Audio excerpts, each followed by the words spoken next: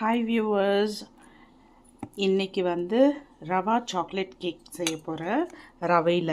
So நான் என்ன பண்ணியிருக்கேன்னா 1 கப் ரவை 1 கப் தயிர் எடுத்து இப்படி மிக்ஸ் பண்ணியிருக்கேன். மிக்ஸ் பண்ணி இது வந்து ரவை வந்து கொஞ்சம் நல்லா சாஃப்ட் ஆகிறதுக்காக மிக்ஸ் பண்ணி வச்சுருக்கேன். இது வந்து 20 to 30 மினிட்ஸ் ஊறணும். ஊறின அப்புறம் நம்ம பண்ணலாம்.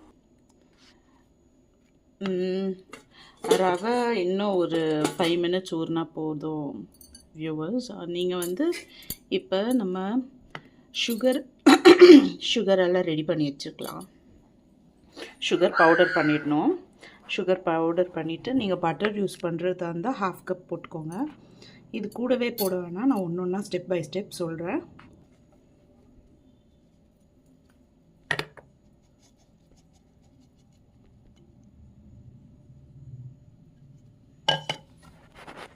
சுகர் நல்லா பவுடர் பண்ணியாச்சு. ரவை நல்லா ஊறிடுச்சு. இப்போ வந்து நம்ம பவுடர் பண்ண சுகரை இதில் ஆட் பண்ணிடலாம்.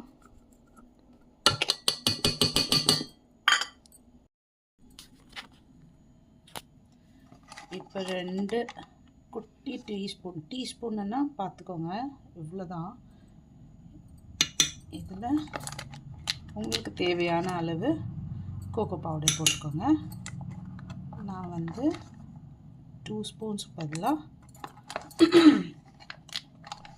4 ஸ்பூன்ஸாக போடுறேன்.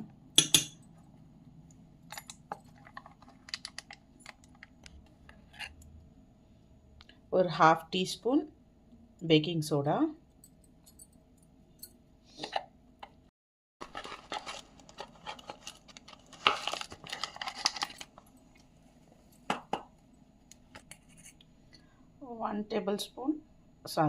ஒன் டீஸ்பூன் பேக்கிங் பவுடர் போட்டுருங்க. அடுத்து நம்ம ஒரு 1/2 கப் வந்து மில்க்கு, காசின மில்க், அப்புறம் வெனிலா எசன்ஸ் ஆட் பண்ணிக்கலாம்.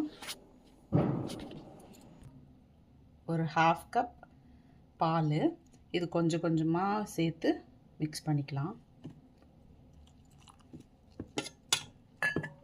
நான் ஃபோக் ஸ்பூன் யூஸ் பண்ணுறேன், நல்லா லம்ஸ் இல்லாமல் வரும் அதுக்காக.